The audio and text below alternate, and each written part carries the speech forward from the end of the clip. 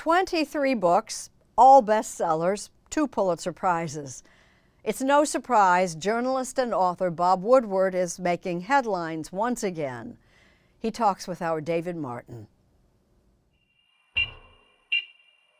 Throughout the war in Ukraine, Vladimir Putin has rattled his nuclear saber, and the U.S. has dismissed those threats as reckless.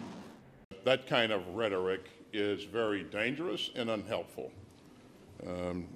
Nobody wants to see a nuclear war happen. It's a war that, where all sides lose. But in the fall of 2022, as Russian forces were retreating, U.S. intelligence warned if it turned into a rout, Putin might very well resort to nuclear weapons. The intelligence community concluded that there was a 50% chance, and that scared everyone. It is perhaps the most dramatic moment in Bob Woodward's latest book, War.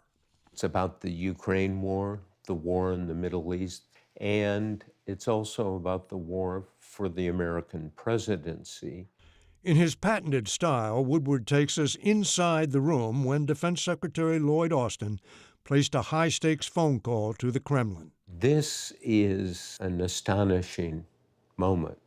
Secretary of Defense Austin gets the assignment to speak to Shoigu, the defense secretary for Russia.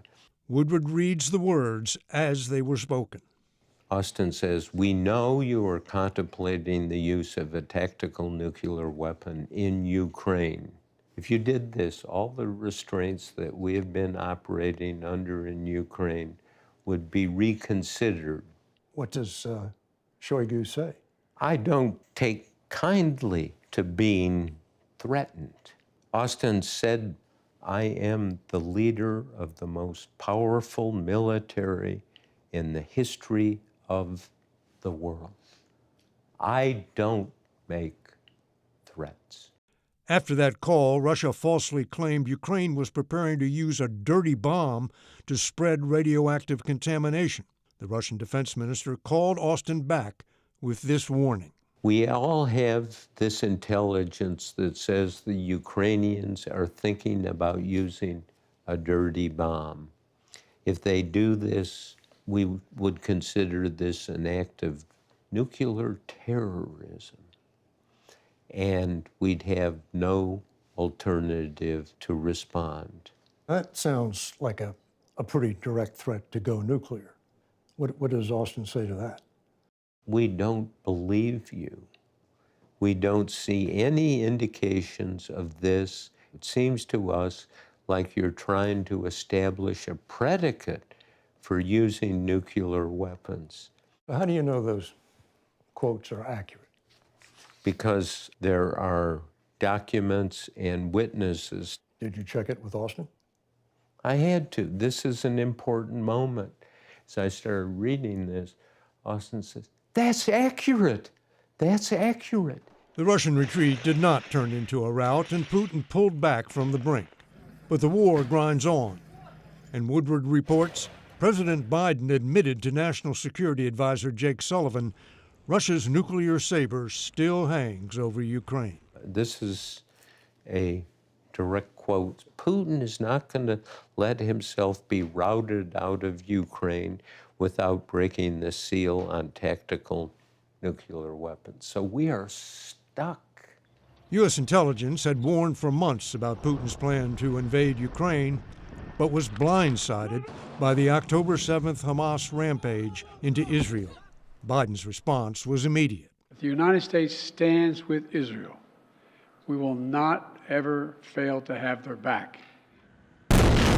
But 4 days later, with Israel bombarding Gaza, Biden pushed back when Israeli Prime Minister Netanyahu suddenly informed him he was about to launch a preemptive attack against Hezbollah in Lebanon. What you're about to do is going to guarantee a regional war.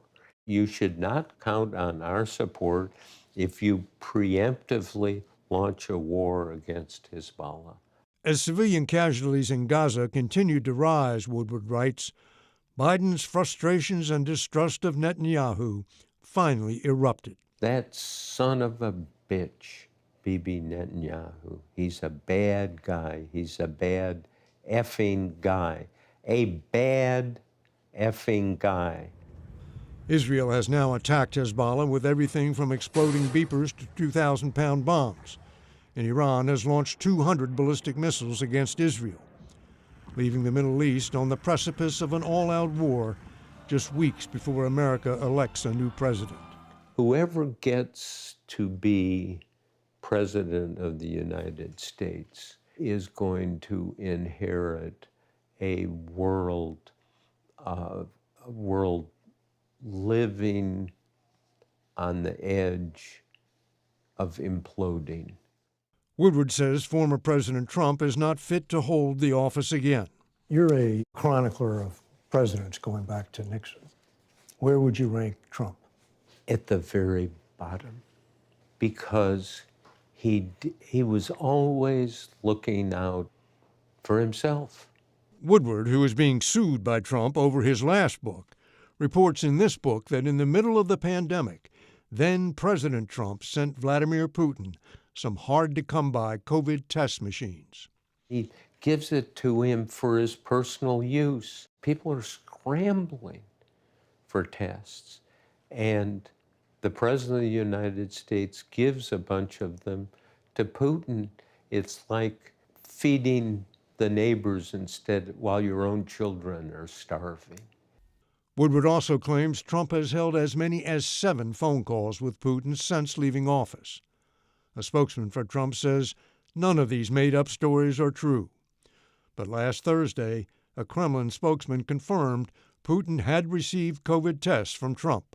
Both Trump and President Biden refused to be interviewed for this book, but Woodward has talked to many top administration officials. These are transcripts? Yes, So you have all the interviews transcribed. I do. It's a long way from meeting his famous Watergate source Deep Throat in an underground garage.